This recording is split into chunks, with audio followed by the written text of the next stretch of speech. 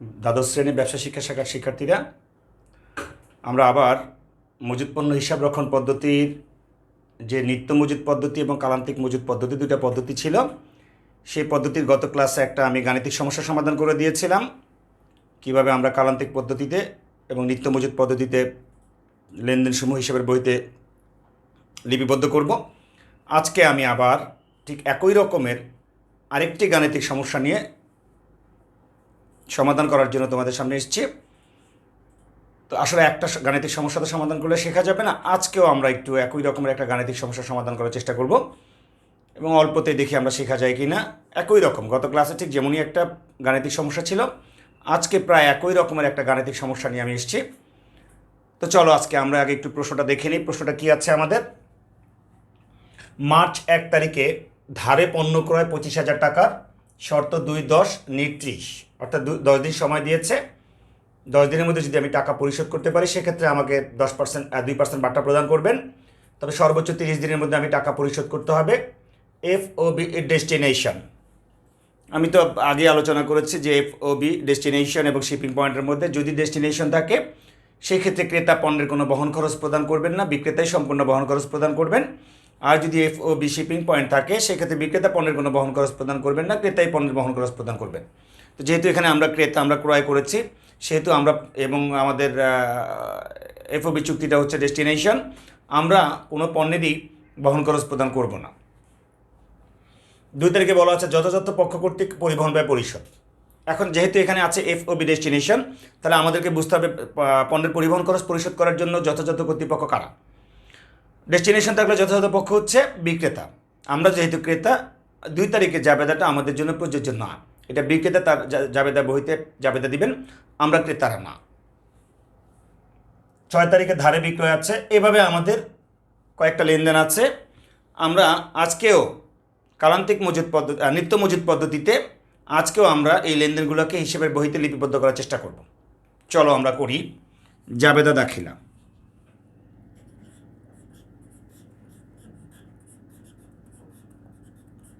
আমি ঘর করলাম না, জাবেদার ছক ছাড়াই করলাম। মার্চের 1 তারিখ ধারে পণ্য ক্রয়,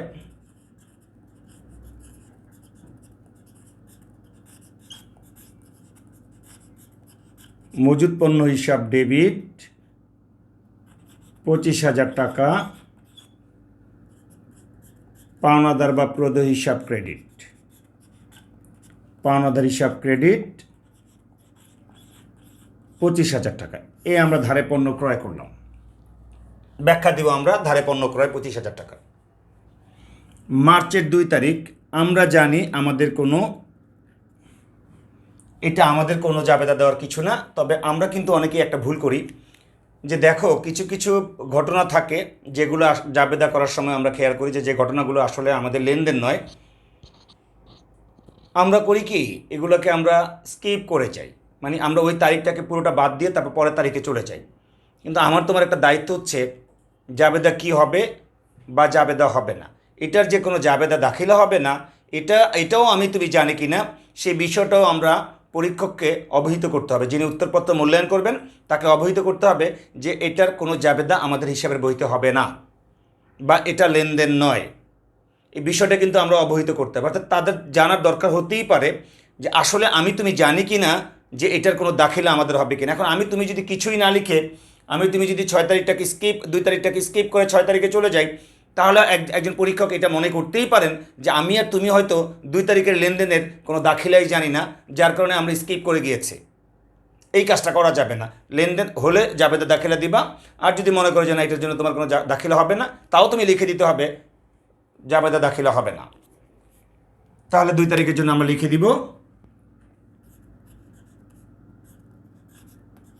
আমাদের খাতায় আমরা লিখে দিব কোনো দাখিলা হবে না। এটা লিখে আমরা ছেড়ে দিব, আমরা না লিখে ছাড়বো না। এবার আমাদের 6 তারিখ, 6 তারিখে ধারে বিক্রয় 30,000 টাকা, শর্ত 3/10 নিট 15, ক্রয় মূল্য 20,000 টাকা। আমরা জানি যে নিত্য মজুদ পদ্ধতিতে আমাদেরকে বিক্রয়ের ক্ষেত্রে দুইটা মূল্য দেওয়া থাকবে এবং দুইটা মূল্যের জাবেদা দিতে হবে। তাহলে আমরা প্রথম জাবেদাটা দিচ্ছি, দেনাদার হিসাব ডেবিট,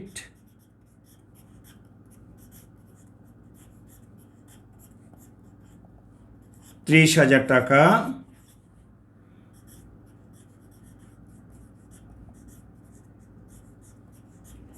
বিক্রয় হিসাব ক্রেডিট 30,000 টাকা। এই একটা জাবেদা আমরা দিলাম।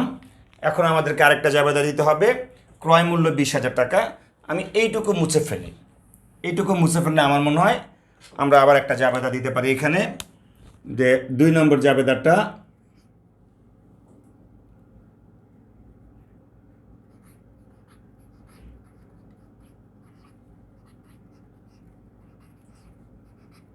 বিক্রিত পণ্যের ব্যয় ডেবিট,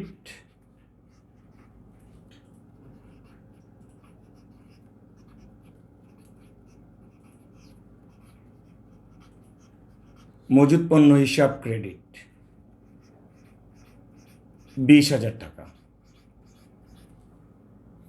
এই আমাদের নিত্য মজুদ পদ্ধতিতে বিক্রয়ের জন্য প্রথম জাবেদা এইটা, দ্বিতীয় জাবেদা এইটা।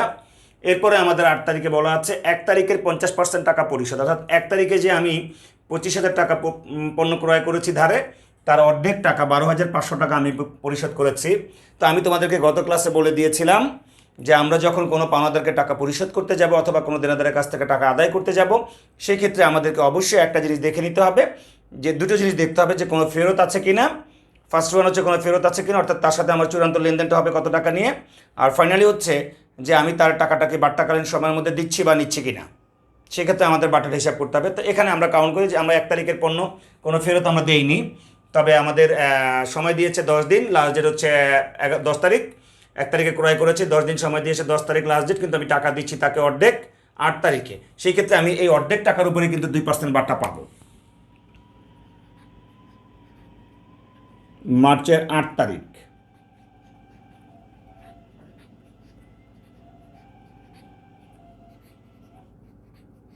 পাওনাদার হিসাব ডেবিট,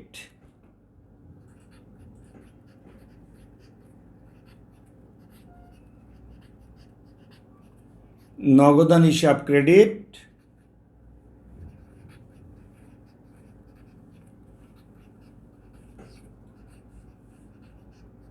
মজুদ পণ্য হিসাব ক্রেডিট। পাওনাদার হচ্ছে 12,500 টাকা, তার মধ্যে নগদান দিব আমি হচ্ছে 98%, আর বাট্টা পাবো আমি 2%। 2% হচ্ছে আমার 250 টাকা, আর 12,250 টাকা। এই আমার লেনদেনটা হবে। অর্থাৎ এই 25,000 টাকার অর্ধেক টাকা 12,500 টাকা, 12,500 টাকার মধ্যে 2% আমার বাট্টা, আর 98% আমি তাকে পরিশোধ করলাম। 12 তারিখ বিক্রয় ফেরত 10,000 টাকা।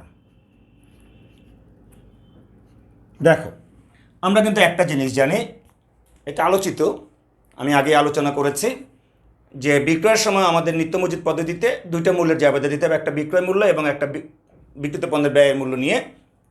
এখানে কিন্তু আমাদের বিক্রয় মূল্য দেওয়া আছে, বিক্রিত পণ্যের ব্যয় মূল্য দেওয়া নেই। তাহলে আমি আগে করি বিক্রয় ফেরত ডেবিট,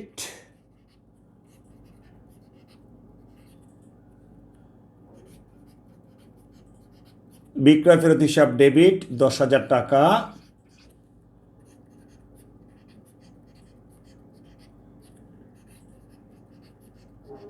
দেনাদার হিসাব ক্রেডিট 10,000 টাকা দিলাম। এবার বিক্রিত পণ্যের ব্যয়ের জন্য আমাদের জাবেদা হচ্ছে মজুদ পণ্য হিসাব ডেবিট,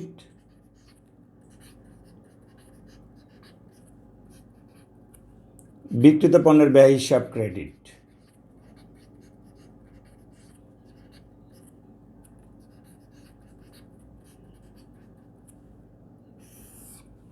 এই মূল্যটা তো আমাদের দেয় নেই। এখন এই মূল্যটাকে আমরা করতে হবে কি, আমরা দেখো যখন বিক্রি করেছিলাম 6 তারিখে, তখন আমাদের ক্রয় মূল্য এবং বিক্রয় মূল্য, এখানে কিন্তু ক্রয় মূল্য ছিল 20,000 টাকা। তোমাদের মনে আছে কিনা আমি মুছে ফেলেছি একটু আগে। এখানে কিন্তু ক্রয় মূল্য ছিল 20,000 টাকা। তো বিক্রয় মূল্য 30,000 টাকা হলে ক্রয় মূল্য 20,000 টাকা ছিল। বিক্রয় মূল্য 1 টাকা হলে কত, আর বিক্রয় মূল্য 10,000 টাকা হলে কত, এই ঐকিক নিয়মটা অবলম্বন করে আমাদেরকে বিক্রিত পণ্যের ব্যয়ের টাকাটা বের করতে হবে। অর্থাৎ এই স্টাইলে যেতে হবে যে বিক্রয় মূল্য যখন ছিল 30,000, বিক্রিত পণ্যের ব্যয় ছিল 20,000, বিক্রয় মূল্য 10,000 হলে বিক্রিত পণ্যের ব্যয় কত, এই টাকাটা আমাদেরকে বের করতে হবে। সম্ভবত 6,667 টাকা, 6,667 টাকা এই আমাদের বের করে নিতে হবে। তারা আমাদেরকে না বললেও আমরা জানি বিক্রি করার সময় 30,000 টাকার মূল্যের ক্রয় মূল্য যদি 20,000 টাকা হয়ে থাকে তাহলে 10,000 টাকা মূল্যের ক্রয় মূল্য কত, এটা আমরা বের করে নিতে হবে। 12 তারিখের পরে আমাদের হচ্ছে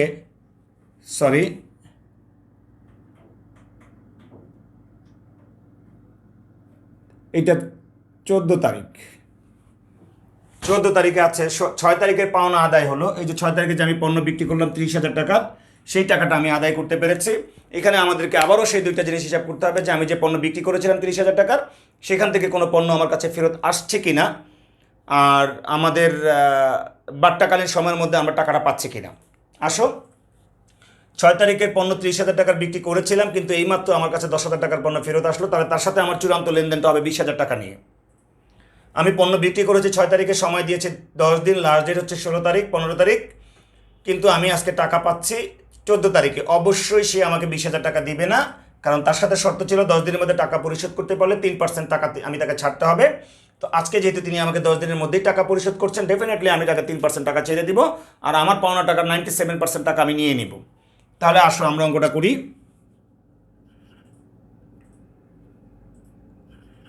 14 তারিখ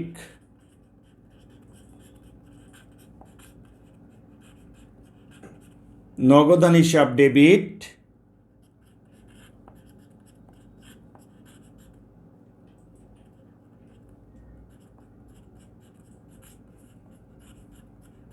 প্রদত্ত বার্তা হিসাব ডেবিট,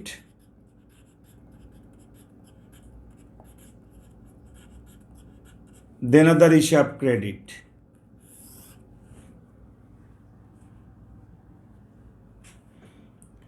তো দেনাদার হচ্ছে আমার 20,000 টাকার, তার মধ্যে 3% 600 টাকা আমি ছেড়ে দিব, আর 19,400 টাকা আমি নিয়ে নিব।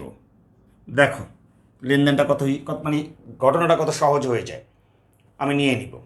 এবার 16 তারিখ, 1 তারিখের অবশিষ্ট টাকা পরিশোধ করা হলো। 1 তারিখে আমি পণ্য ক্রয় করেছিলাম 20,000 টাকার, তার মধ্যে আমি 8 তারিখে অর্ধেক টাকা দিয়ে দিয়েছি, আর বাকি অর্ধেক টাকা আমি দিয়ে দিব 12,500 টাকা। যেহেতু আমার বাট্টাকালীন সময় 10 দিন পার হয়ে গিয়েছে, সেক্ষেত্রে আমি কোনো বাট্টা পাবো না। আমি 16 তারিখে পুরো টাকাটাই দিয়ে দিব। পাওনাদার হিসাব ডেবিট,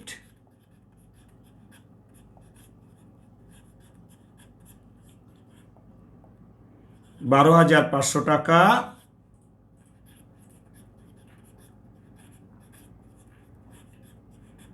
নগদান হিসাব ক্রেডিট 12,500 টাকা। এই আমাদের 16 তারিখের লেনদেনটা। 20 তারিখে নগদ ক্রয় 4,000 টাকা। 20 তারিখে নগদে পণ্য ক্রয় করেছি, মজুদ পণ্য হিসাব ডেবিট,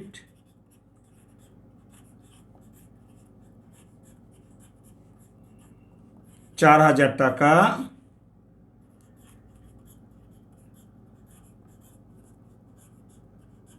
নগদান হিসাব ক্রেডিট 4,000 টাকা।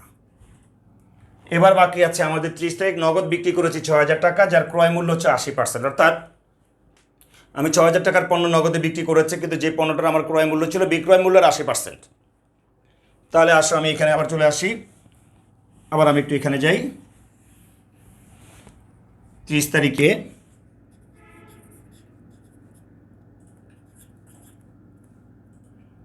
দুইটা জাবেদা,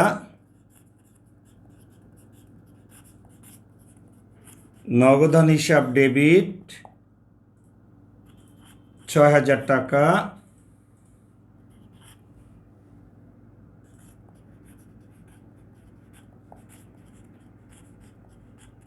বিক্রয় হিসাব ক্রেডিট 6,000 টাকা।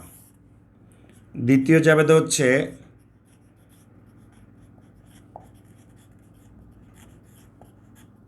বিক্রিত পণ্যের ব্যয় ডেবিট 6,000 টাকার 80%, 4,800 টাকা, 4,800 টাকা, আর মজুদ পণ্য হিসাব ক্রেডিট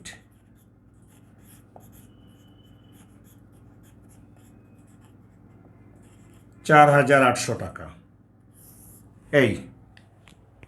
এই হলো আমাদের গাণিতিক সমস্যাটা, একটু ভালো করে খেয়াল করে দেখো।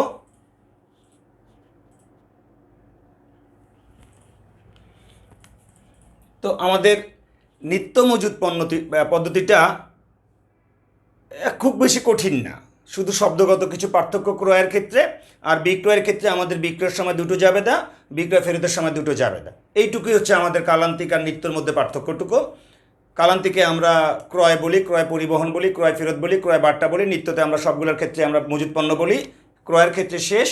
আর বিক্রয়ের ক্ষেত্রে হচ্ছে কালান্তিকে আমরা বিক্রয়ের সময় শুধু বিক্রয় মূল্যের জাবেদা দেই, আর নিত্যতে আমরা বিক্রয় মূল্য এবং ক্রয় মূল্য দুই মূল্যের জাবেদা দিয়ে থাকি। বিক্রয় ফেরতের সময় কালান্তিকে আমরা শুধুমাত্র বিক্রয় মূল্যের ফেরতের জাবেদাটা দিয়ে থাকি, কিন্তু নিত্যতে আমরা বিক্রয় মূল্যের বিক্রয় মূল্য এবং ক্রয় মূল্য উভয় মূল্যের জাবেদা দিয়ে থাকি। তো তোমরা এভাবে চর্চা করতে থাকো। আসলে এগুলো তোমাদের একটু কমই আসে, তোমাদের বেশি আসে হচ্ছে গুদাম থেকে মাল ইস্যু করার ক্ষেত্রে যে নিয়মগুলো মানা হয়। তো আমরা এটা নিয়ে আর পরবর্তী ক্লাসে আমি এটা নিয়ে আর তেমন কোনো কিছু করাবো না। আমরা আমাদের যে গুদাম থেকে যে মাল ইস্যু করার ক্ষেত্রে বা বিক্রি করার ক্ষেত্রে যে কোন মালটা আগে দিব কোন মালটা পরে দিব, এই বিষয়টা সম্পর্কে তোমরা আমি জানি অবগত। তারপরও আমরা একটা দুইটা একটু জটিল সমস্যার সমাধান করাবো। আজকে এই পর্যন্তই থাকুক। আগামী ক্লাসে আমরা একটু নতুন নতুন করে কিছু শেখার চেষ্টা করব। ভালো থাকো সবাই।